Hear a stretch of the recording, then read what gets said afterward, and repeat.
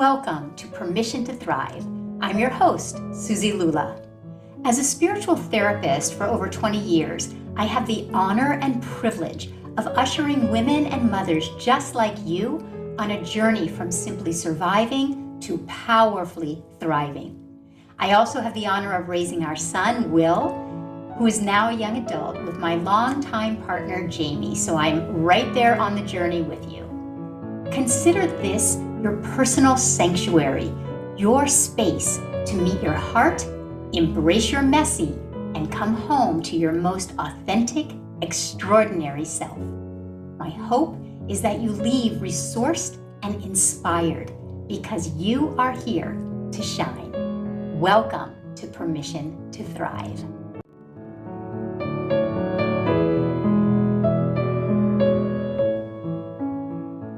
Hello, everyone, and welcome to this week's episode of Permission to Thrive. I have a dear friend and colleague, my beautiful, beautiful Geno, LaPlaca. She is both a soul psychology coach, a transformational executive life coach. She's a hypnotherapist under Brian Weiss, a conscious parenting coach with Dr. Shefali, an NLP practitioner. So Geno comes with expertise, but I'll tell you, Geno comes with the heart and the wisdom of an old soul that you just want to be in her presence. So I'm so grateful to have you on again. You've been on a couple of times with Leslie, so I hope everyone listening is getting to know you. But today we come with a twist because you are going to be asking me some questions. So I'm going to actually turn over this episode to you, but just say to you how from my heart to yours, I'm so grateful to have you, and I'm so grateful to have all you listening get to know Geno in a deeper way like I did. Oh, thank you for the beautiful introduction and for letting me be this person who gets to show the world a little bit more about you. There's so much that once you get to know Suzi, you learn about her and her beautiful, authentic soul that shines that light that you're like, wow, what is she doing? So your listeners from the podcast have seen the beauty where you interview others and how you bring the wisdom in those interviews. So this is my turn to actually showcase more about you. And even though we know that you've been this spiritual teacher to many, and you're a sought after speaker everywhere and spiritual leader, part of Agape team as well. You are a dear mother to Will, and you're this beautiful soul that leads so many that in their journey of transformation and growth. So how did Suzi start? Where does this wisdom come from? Because sometimes we have this idea that you were just born like that. And it was kind of easy for you. And there's a phrase that you always say, your greatest credential is your own experience. So I want us to learn more about that experience from you. So. Well, thank you. It's so interesting to hear you say that others may look at me and think, oh, she was just born this way. Because I know in my past in life, I have certainly looked at others and thought, oh, they were just born that way. So I'm so appreciative of the question because in our social media, Instagram culture, we have all been indoctrinated to differing degrees to look at, oh, Geno, she was just born like that. So I appreciate the question, first of all. And I think that's where most of my passion comes for this work, and whatever wisdom I have gained and or am connected with. Actually, I came from a pretty dysfunctional family.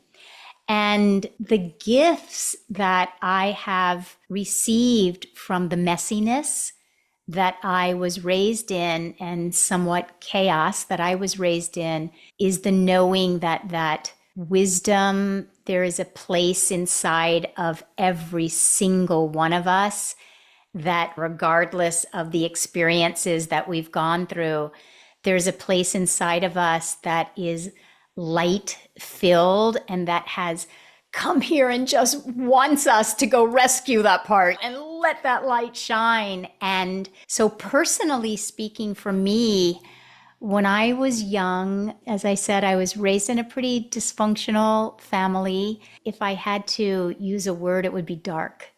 I Mm. remember being alone a lot in my house, even though I'm sure I wasn't alone. I think we had a housekeeper and she was probably keeping her eye on me. But my sister is 17 years older than me, so she was out of the house. So although I have a sister, I was raised in essence as an only child. And my recollection was lonely and alone and dark and like, is anybody else here? And then my mom, she wanted to do a good job and raise me well and make sure that I was successful. But she was pretty much of a matriarchal dictator, my way or the highway, pretty heavy handed. And so in front of my eyes, saw darkness, chaos. She had a temper, so kind of never knew if she was going to show up in a rage or not. And for me, in the midst of all of that darkness, I was always searching for how could we be healthier? I know there must be a way Mm. that we could be a family that could get along and have cooperation. And I wanted that emotional connection with my mom, and I wanted connection very much. And so I wouldn't trade one bit of it now that I'm on the other side.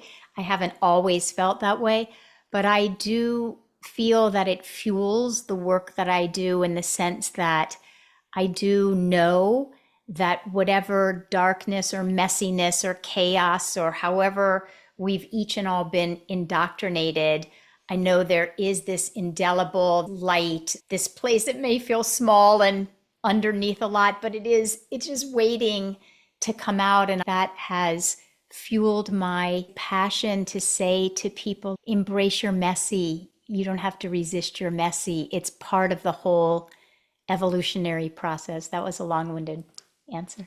No, that was great. This is what we wanted to hear because sometimes we get this idea that a spiritual leader just came out like a Buddha, right? Was born that way and then it moved into that and stayed that way. But we're missing, as you said, in this Instagram world to really see behind what the journey has been. And Mm-hmm. in your journey, you saw messiness and you saw darkness, but there was also already a light of your soul or intuition telling, I want something else than this.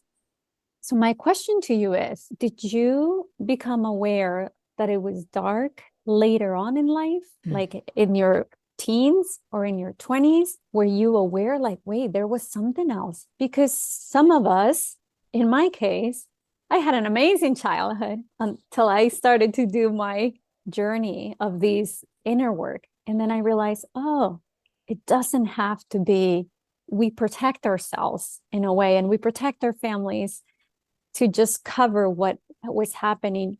Even though there were not traumatic events, anything can impact us. And neglect, a Yeah. silence, just darkness, no one around, that impacts that little kid, right? Yes, 1,000%. I agree with what you're saying. And I will say another thing that I hear myself saying often to people is if I can do it, you can do it. And so when you're referencing messiness and darkness and neglect, certainly we each come on our own journey and it looks different, but the journey is the same. So for me, I can remember ever since I was really little. Like I can remember right now when you're asking the question, Mm. I know I was younger than 7 because I remember we moved when I was 7 and so I'm remembering my first house before we moved. So I know I was probably 4 or 5. But I remember we had this huge floor to ceiling window in our front And I can remember looking out of that window, just waiting for another child to come home so I could find somebody to play with, you know. So I remember that feeling of neglect, of loneliness, of disconnection. So for me, I remember it from as long as I can remember. That's what I remember. And to hear you say, oh, you had this amazing childhood, and yet it was when you maybe were a little older, I can relate to that in the sense that it's what gives me so much humility for each one of us because each one of our journeys may look a little different, but we all have pretty much tasted in different ways those feelings of either feeling not worthy or undeserving, or where is that light? She says there's a light within me, or your own version of messy or chaos or neglect. It's a big word for me. And was there a person in your life Mm. that you saw that light? In my case, now that I look back, I was like, oh yeah, I had a happy childhood, but my dad was in the army. My country was in a civil war. You know, we were Mm. driving different places. Like my parents had a dysfunctional marriage, right? Like all these things were happening, but I was still being happy, Mm. as so I thought. But there was a saving grace. There was my grandma. So I did have a safe person. I think that safe person gave me a lot of hope, right? So I wonder, and now I always notice in clients, did you have a safe person? Mm. I for sure had a safe person. That would be my dad. My dad is the wisest person in my entire life. I never heard my dad say one mean, derogatory thing to anyone, about anyone. He certainly treated me with respect and dignity, and I felt loved. Now, in a matriarchal family where my mom was very dominant and he was very subservient, he was way in the background. So he wasn't at the forefront like maybe your grandmother was. I don't exactly know. He was way in the background, but he definitely was that. And yet it probably wasn't until young adulthood, somewhere where I was older, looking back, have I consciously, intentionally opened myself up to connect with more of that wisdom and that safety that he did provide. And even in working with myself internally, it's often still to this day that my mom's sort of harsher, more dominant voice can be the more dominant voice in my consciousness. And I invite, welcome more of my dad's softness and wisdom. My dad was not the person, if you walked into a room and there's 20 people, he wasn't going to be like the loudest, flashiest person. But if you needed anything, my dad would give you the shirt off his back. My dad would give you his time. My dad would give you his presence. My dad would give you his heart. He was a very available individual. And I also believe now looking back, I didn't understand it at the time, like you're saying, but I do believe looking back, my dad was sort of an earth angel. And I believe that he, even though we did go through a lot of chaos and darkness in our family, I believe that he was a real grounding force. And perhaps it would have been a lot more imbalanced over to the other side. So now that I'm older and I look back, I can really see how much his presence mattered. And I say that for anyone listening who you may feel that you don't think you're having the impact on people because you might not be the loudest or have the most followers on Instagram. And you might not realize that to your child, you may be their safe space, like you're speaking of. And I wonder back to you, I know you're asking me, but I can't help it. Do you think your grandmother knew that she, or knows that if she's still present? She Does just she know? left us last year as That's what I 93-year thought. old. That's what I thought. And first I'm going to reflect on you and then I'll get to answer. But it's amazing Mm. because he did have an imprint in you which is so beautiful, right? And even though he's not the loudest voice, he did have a loud impact on your soul. And it has definitely passed on because you are that kind of person in this world to many, where you might not be the loudest in the room where there are many, but if you go to you, you will pull full attention to that person and really be present. I've seen you. I've seen you as a teacher. I've seen you as a colleague. I've seen you as a friend. You really are present with someone. And that's a safe person. And that's why people get to trust you, right? And it's hard to come across that we find those people who we can trust and become safe to.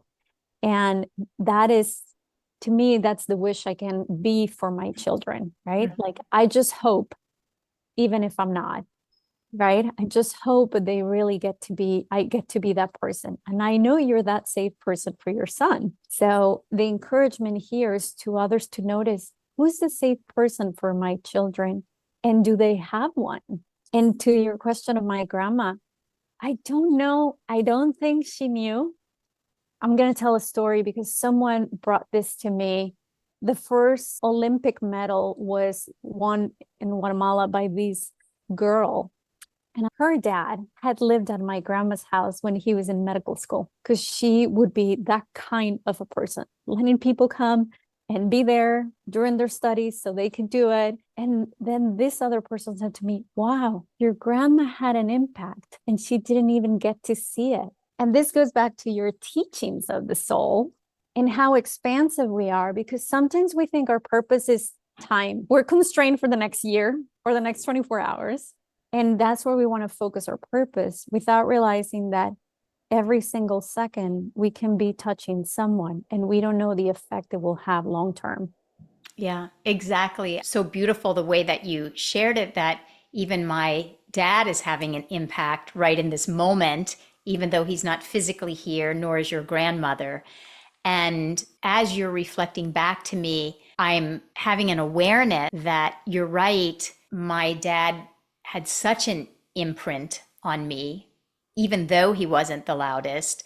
Certainly he has, as has my mom, in the sense that that messiness and her angst that I lived through is the other half of my teachings. It's soul psychology. And to really see that I chose this parental situation and I chose this home situation that gave me exactly what I needed to now gift and contribute moving forward in whatever ways I can to my clients, my students, that I got the soul from my dad and I got the messy from my mom. But the way that we can use the messy to alchemize and not resist it, I think, is very important in our culture at this time in history, because at this time in history, we're such a neck up intellectual, mental culture that is just craving, and the more of the indigenous cultures, we're so comfortable with the messy.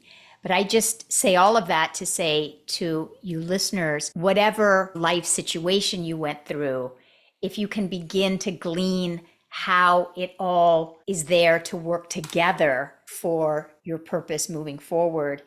And then I do want to say one more quick thing, just so I don't forget, but you referenced Will, and I do have a really close connection to my son. And I wasn't always the mom that I am today. Obviously, parenting is such a journey. And going back to your point, asking about safe people. Early on in my parenting of Will, when I was still under a lot of the indoctrinations and I was passing on generational patterns and I was impatient and I was thinking that his behavior needed to be a certain way, and I was learning and growing for sure. And I was not the mom that I knew I wanted to be yet. I had the wisdom to know that I wasn't always the safest person for Will, because he sometimes got the worst of me. But somehow I had the wisdom. I think I chose other families really well. And when he would go on play dates, I can remember it being a conscious thought in my mind. I'm really so happy he's in that environment today. he's getting the safety that I might be too impatient today to give him, but he's having that. And one of those people is, her name is Devin Evans. She's one of our soul psychology coaches. And she became a friend when our kids were probably 3 or 4. And she and I have remained friends. Our kids have remained friends. But I bring her up, and I'm a little touched saying it to you because just, I guess, Sunday, I was on the phone with her and we were talking. And I literally just said thank you to her because all these years later now, I am a different mom and I do have a close relationship with Will.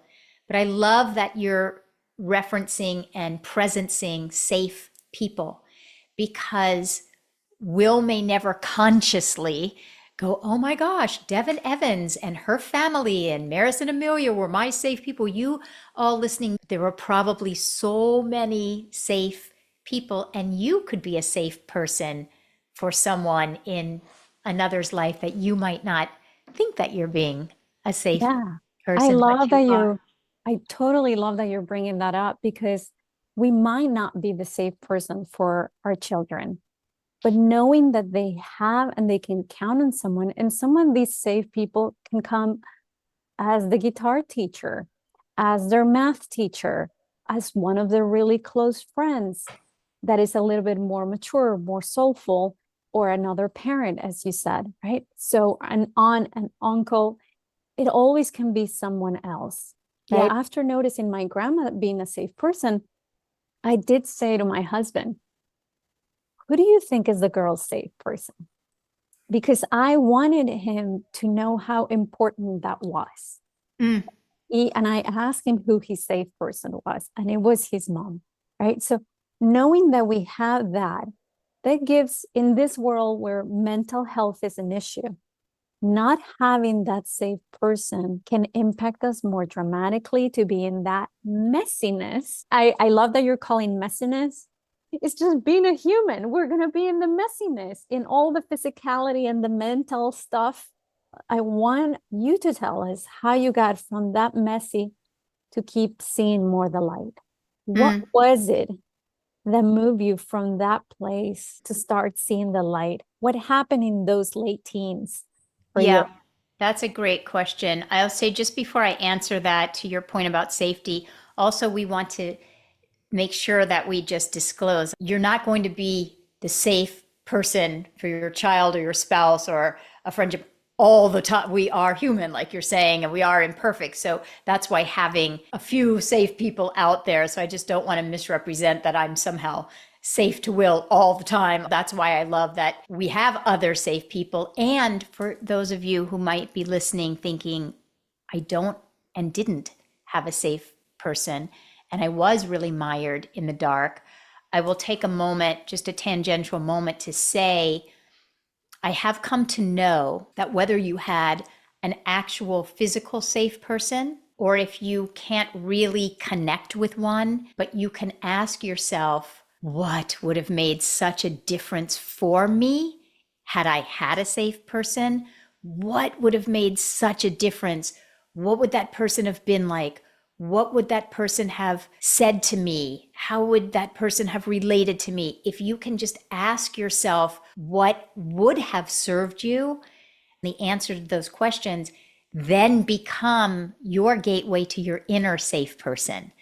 If you ask the question and then you answer the question, it's proof that the safety comes from inside of you, because we all may have missed the safety, but we know what would have been so helpful to us. And then that becomes your gateway to that safety. So I want everyone leaving knowing whether you had a physical safe person or not, you have the ability to create the inner environment for safety. Yes, I was going to add to that because that is one of the key teachings that you give, our ability to be that safe person again if you're an adult now, Yes. Yes. right? And that's the biggest part of the practice for us, is to connect inside and to become such a safe space for ourselves. It's the key really to everything, to intimacy, connection, feeling seen, feeling that we matter, feeling that we have a reason for being here, mental health, as you're saying, mental health and well being. To answer your question, how did I move from the messiness? I always say, and it's interesting talking to you because you had a different childhood. So I love that it's the two of us together. For me, at the beginning, it was mostly a feeling of darkness, and I would just feel little flickers of light, just little flickers. And so I recognize in looking back, I was a person that just followed the flickers. I followed the breadcrumbs. And as you said, there are probably many, many safe people in all of our lives that we might not consciously be giving them that label and appreciation. But another person that I'm remembering as you're asking me is one of my piano teachers. And I lived with her. I literally lived with her because my mom, I was very pushed in piano, was very good at it, won a lot of competitions. And so because I was placed in a lot of competitions, I had to practice a lot. And so literally I would go maybe a month before a particular competition, if it was like a national one, if it was a larger one, I would literally go live with my piano teacher. Like literally, I slept in the same bed with her. And she was so maternal and she so assisted me through music. We didn't necessarily talk about my mom or my home life, but she would put candles at night in her living room. And one of the techniques in learning piano, you can play with a blindfold on and just practice that way. You can turn off all the lights and practice that way. You can put gloves on your hands and practice that way. So there's so many different techniques that I learned. And one of the things she would do is she would turn off all the lights, have some candles, and she would play for me. And similar to if you had a really young child and you're reading to them. Yeah. And so she would play for me, and that would allow me to hear her soul connection to the music. So it wasn't necessarily just listening for the technique, which was also important, but I could feel her soul. I could feel her heart. I could feel her love of music. I could feel the way that she played. And that allowed me to stay connected in that. And then, as we know, we segregate our lives, but I didn't know it at the time. But she was giving me something that was a life skill that I could bring everywhere. So I think to answer your question, how I got out of my messy were people like that. I did learn to meditate when I was 16. Full disclosure, I Wow. was in Switzerland. I was at a conservatory there at a piano program. And full disclosure, we went to this TM lecture and the teacher was really cute. So it was That was the a very of an encouragement. it was the cuteness of the teacher that had me go to the TM lecture the second night. Oh, And that's so funny. I know, true story. I ended up dating that guy. And so I learned to meditate. And so these became little breadcrumbs for me. Yeah. The last one that I'll say, of course, there's so many, but I'm just giving the big ones. The last one I'll say, my sister being so much older than me, she gave me the book, the Louise Hay book. I don't know if you've heard of it, the Louise Hay book, You Can Heal Your Life. Wow. And she took the time, this was back before the day of Google Docs. She took the time to make a copy of the whole workbook. And she sent me this workbook. And she basically said, I believe that we can all heal our lives. And A, just the fact that she did that for me. B, we went through that book together, she and I. And C, it planted in my consciousness, you can heal your life. That just, if you don't never buy the book and you just hear the title, You Can Heal Your Life, it's such a powerful truth to embody, indoctrinate, integrate into a consciousness. Your consciousness can be as dark, as messy, but if you put just these little flickers, a little tiny flicker of light in a dark consciousness, can go a long way. And so even the title of that book, You Can Heal Your Life. So those were some of the things that got me. And then I said that was the last, but more are coming. This last one. So I moved to LA 20 out of grad school, so early 20s, and someone told me about a master's degree in spiritual psychology. And then I heard those two words together, spiritual psychology. And so then from 20s, I really got immersed. I was hungry, I have to say. I'm a hungry student, seeker, seeker, seeker. I still think I'm the biggest student of life. I'm voracious about wanting to just learn more about our human potential and our spiritual potential. And I want to live the richest quality of life I can live. So I'm always seeking and searching. But those spiritual psychology, that degree, just again, those two words together lit me up. That is beautiful. And I just love how you started meditation so early on. And the word meditation scares a lot of people, Mhm. right? I can't do that. I was one of those. For sure. Totally scared in the sense of I didn't even know I was scared. So I just dismissed it. I was like, I can't do that. There's no way I can do that. I cannot sit without thinking, right? Like all these beliefs that we have about not sitting with ourselves. And what I've learned over the years, after meditating now almost for 8 years, is that it's just a practice that has nothing to do with those 20 minutes, but how it becomes part of your life. So then you get to pause, because we confuse it with the meditation portion, right? Like we think that's where the work is, and we're not going to have any thoughts like a monk, but it's just making our body, right? Our brain and everything pause. So for you to have that, that explains how from early on in life, you became this person that can be present because it's been your practice. Yes. Yeah. Right? I think, and the combination of music and meditation, I was brought up as a musician, and it's just that feeling of being transported to another place. You don't have to play an instrument to have that. All of us have that. You just can put on any Adele or any Rachmaninoff or whatever is your thing, and you can be transported. And so I think that combined with what you're saying about meditation. And I would be remiss not to just put this one little thing in there. What you're saying about how meditation scares us. I think that's such an important point. I think, again, because we're such a neck up culture, we think that meditation is about quieting the mind or reaching some blissful state. So I just share, if it's helpful for anyone, I always look at my meditation practice as like a love affair. And that's what makes me want to go sit for that 20 minutes. It's the feeling of just getting to turn away from all the activity and just getting to be with my heart. And so, for anyone who might be a little scared of a meditation practice, I do appreciate what you're saying. I do believe that from meditating for so many years, more than half my life now, I've been meditating pretty faithfully and consistently. It does teach us to pause. We think it's about the 20 minutes in the chair.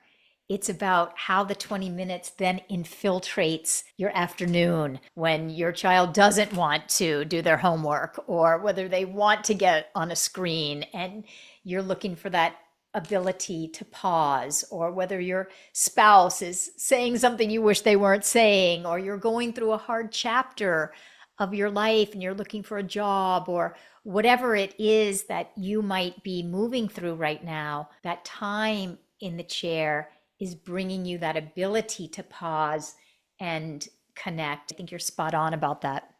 Yeah, it's amazing. So thank you for sharing that. And that's another thing that we can offer. I know in your website there are some free meditations that people can go and take, guided meditations by Susie. Sometimes we don't even know how to do it, right? So once we have someone guiding us, it becomes a practice. And I like to see it also, Susie, tell me what you think about this, is their relationship with myself.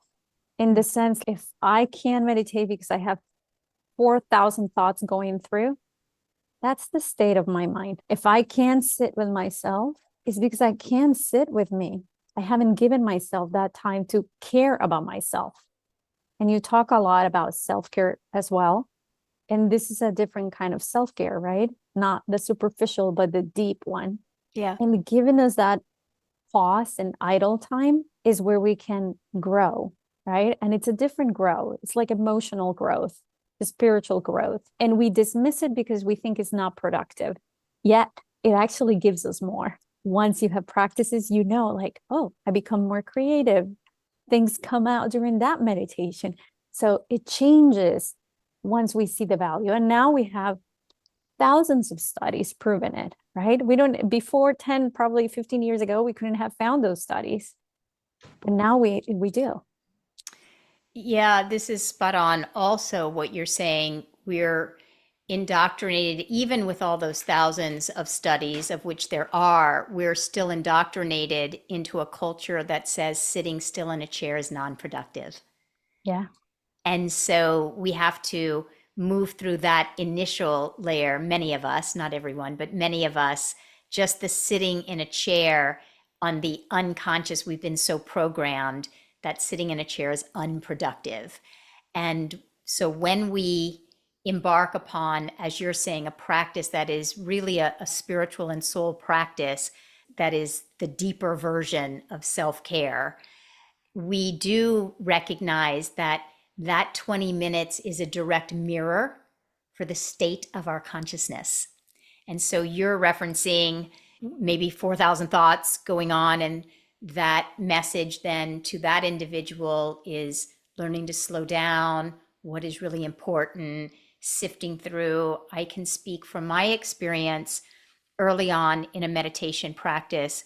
For me, it was the barrage of feelings that would come up, of unworthiness, not enoughness, that I could tuck away when I'm winning a piano contest or when I'm with clients or with my son or whatever, but sitting still and there's no distraction and there's nothing, I would, and maybe some of you listening have had similar experiences, more than my thoughts, I would become present to all of these feelings that I was pushing down in my day to day life, and learning how to sit with those uncomfortable feelings. Then, as you were saying, the time away from the 20 minutes provided me the ability to sit with Will's big feelings when he was having big feelings, because I learned to sit with my own big feelings.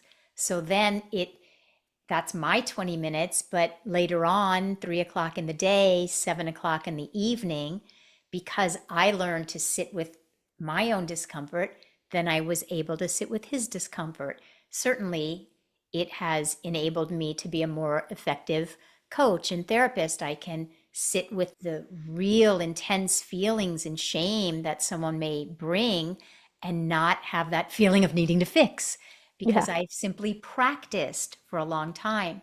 So you were talking about how those 20 minutes would prove out to someone who thinks it's unproductive. Oh, then later I'm having the most creative time of my day. I'm learning that I can do twice as much in half the amount of time.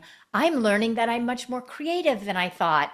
So it's teaching that person one thing. It taught me something. It's teaching us something all the time. Yeah. It's a reflection not only of where we are, but it's so brilliant because it mirrors also what we need to learn and how we need to evolve and stretch and grow. Beautiful. And then back to your answer of your sister giving you that book. Mm. I know that was probably a big stepping stone for you. Not just reading the book, but the relationship it has had in your life with your sister and you, and how it took you into this journey of soul psychology that you went then later in LA. So can you expand a little bit into that for all of us? Yeah, I think that my sister and I both, obviously, we came from same family, and we were both really interested in untangling all that we had lived through.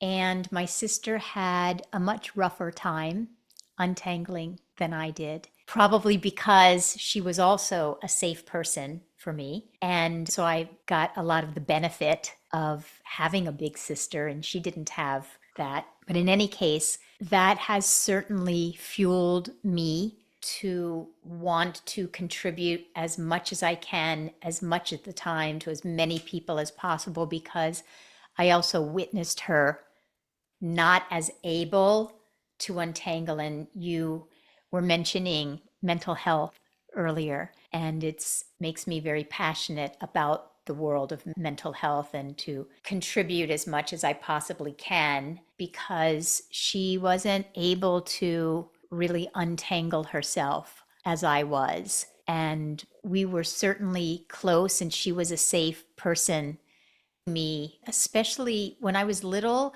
and then also especially when I was a new mom. I don't know about you, Geno, or anyone listening. I think there's a particularly painful part of the journey when you begin to awaken, or I'll speak for myself. When I began to awaken in early in my motherhood, and I could feel the mother that was true to my values, that patient mom, that the mom that I was wanting to be, that connected mom, that self regulated mom. And I wasn't there yet.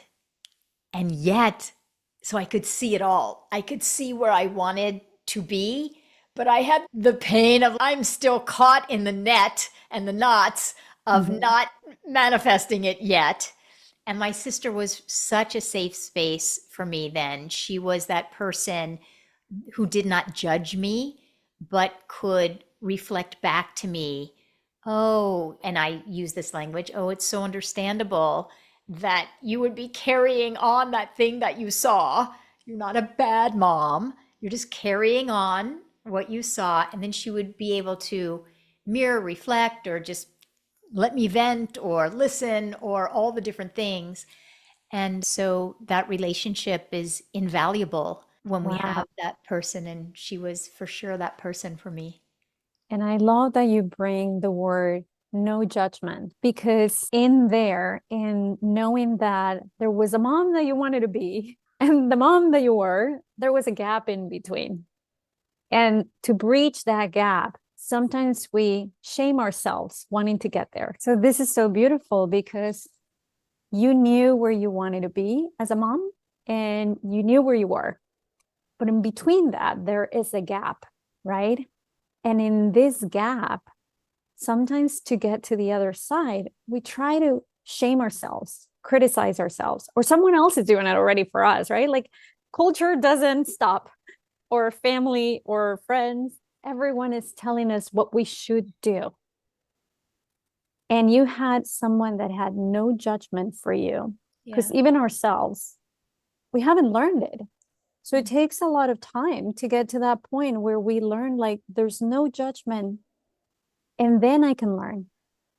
We don't see it as feedback, we see it as mistakes, right? So that relationship of your sister allowing you, right, to get to that point and be the mother that you wanted to be, and writing your book is like a beautiful lesson to all of us, that it is without judgment that we transform ourselves. That is Would so you agree? true. Yes. And judgment is learned from this culture. So, like you're saying, someone judged us, we judge ourselves. So, to have that contrast with a person who accepts us is so important. And I often teach when we're young and we go from rolling over to sitting up to crawling, crawling to walking, walking to running.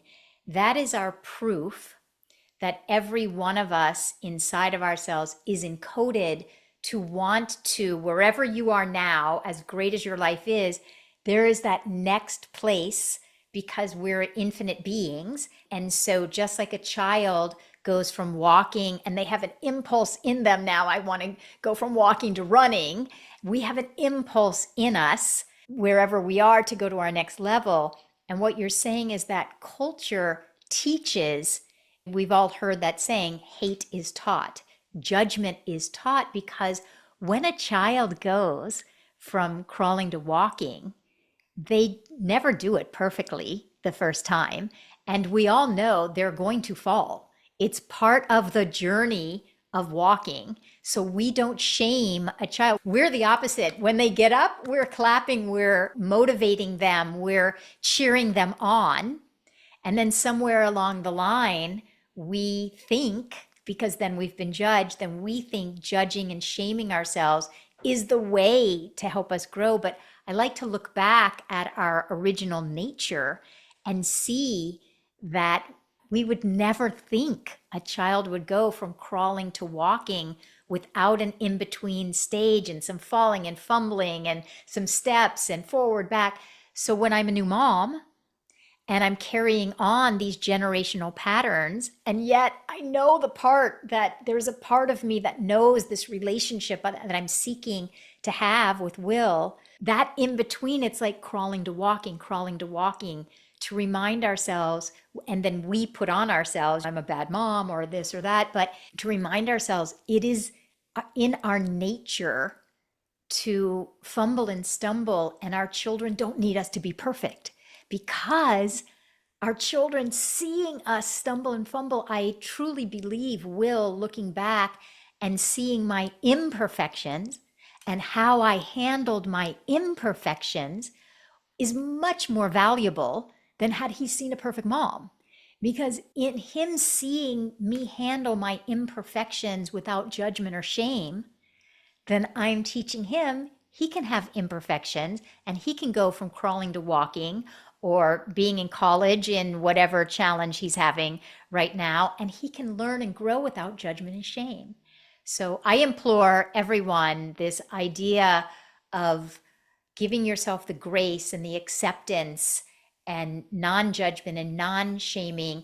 You're learning, you're growing, you're just a larger version, a 40-year-old version of that 3-year-old that was going from crawling to walking to running. Yeah, a lot of compassion. And I know that is one of the key points that you teach, that it's so understandable the way we're feeling, and to have compassion for that self that is judging, self-judging, right? Because Yes. mostly it's self-judging, and then everyone else, especially because we are in this place where we think everyone is perfect. Yet I tell my clients, have you met anyone yet that is perfect? And no one can come up with anyone, right? So I'm like, oh, so why are you putting so much pressure on yourself, right? And it takes a while for us to see that imperfection is what allows us to grow and embrace the imperfections. Absolutely. As I said, my younger life that had a lot of messy yelling, raging, it is part of what has made me as compassionate, as able to sit with my clients. I promise, I know if I can do it, anyone can do it.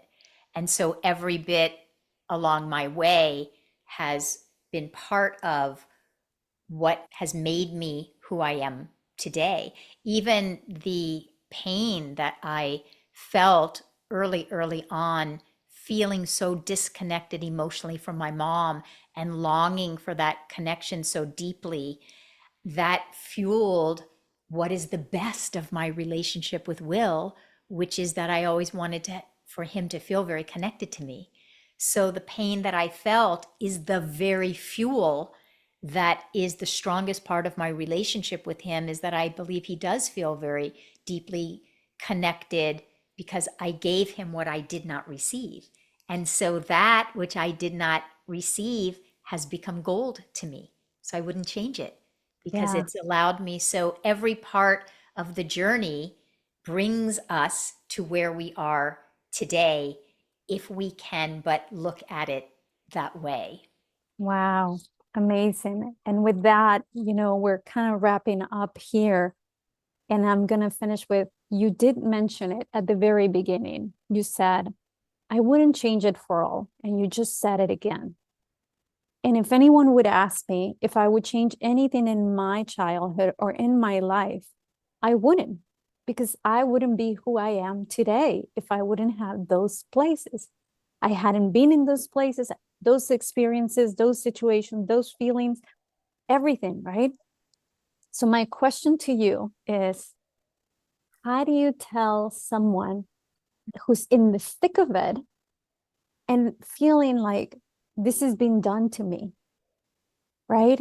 And like not being able to even get out, and like, oh yeah, you're saying that because you feel spiritually like enlightened, or if they are hearing, but they're in the thick of it. How do we appreciate that moment that is so hard? Yeah, that is the question. So I'm so grateful that you said that because, first of all, again, full disclosure, transparency, if you had asked me that at a different time in my life, I probably would have said, heck yeah, I wish some things were different, had been different. So I'm saying that today in a wiser chapter of my life after a lot of practice, integration, embodiment. And I've certainly been through chapters of my life where I didn't see with that perspective and perception. And I was in the midst of darkness going, why did this? And feeling like a victim. And I have come to know that those different stages and levels of consciousness are our conscious, emotional, and developmental evolution, and spiritual evolution, and emotional and spiritual development and maturity.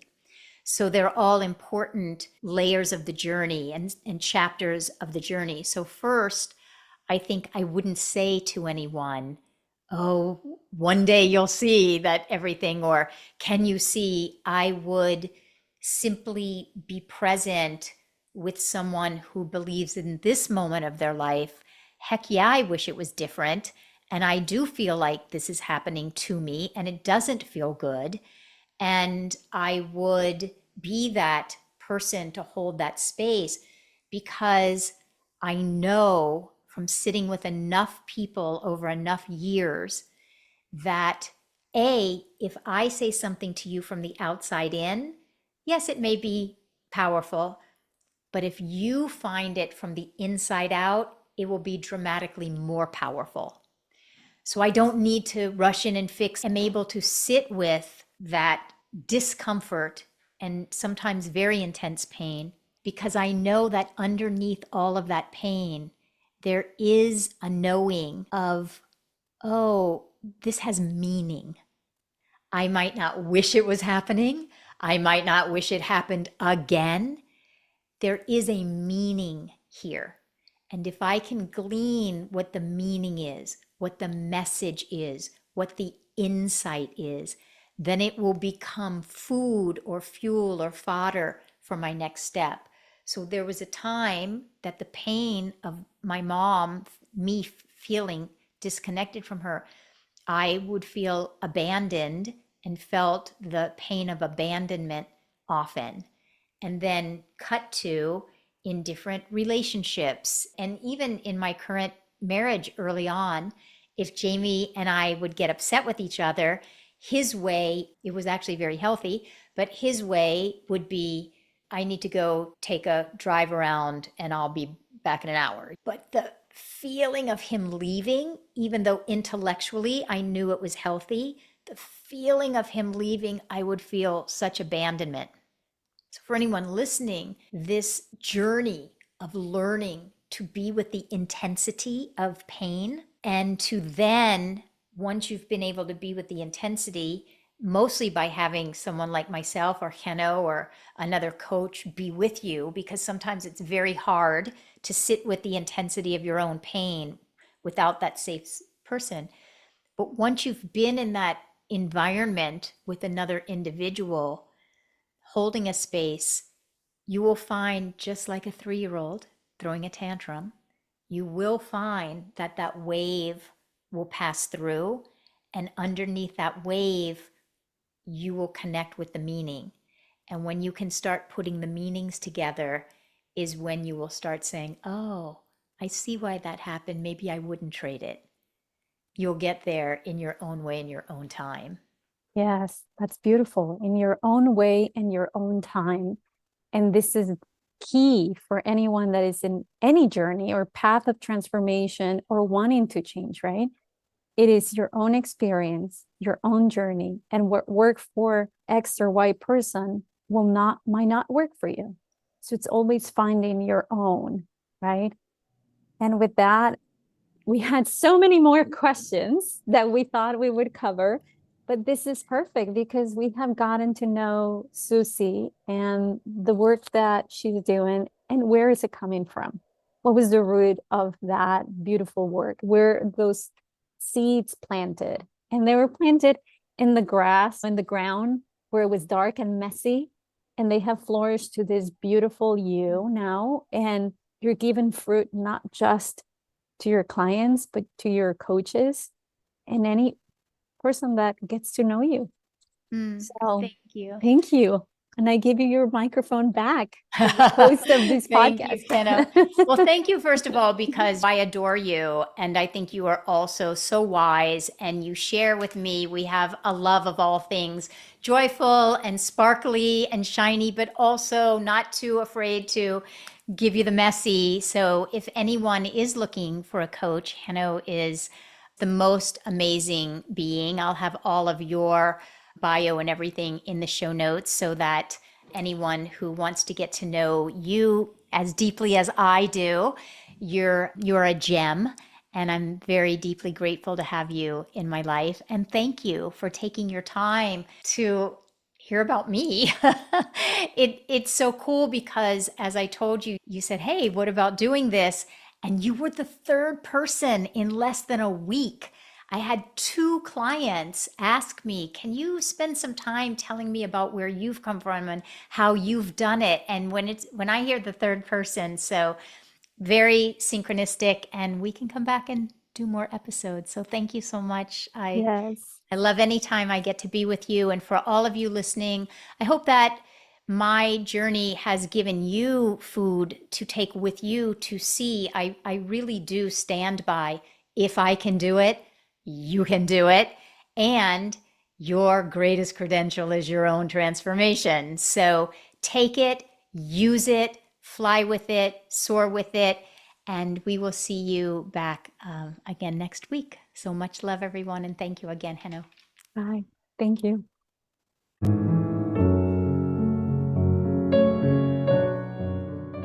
Thank you so much for listening. If there was something in this conversation that spoke to you, we'd so appreciate it if you would take the time to subscribe, leave a 5-star review, and share this episode with women and mothers you know, because you are here to thrive. See you next time.